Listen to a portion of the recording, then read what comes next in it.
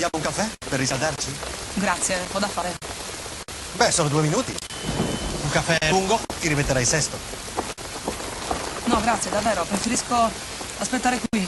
Va bene, allora aspettiamo qua.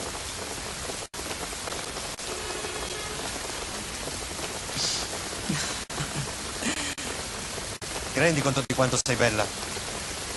Grazie. Oh, Emilia, tieni qui. Voilà.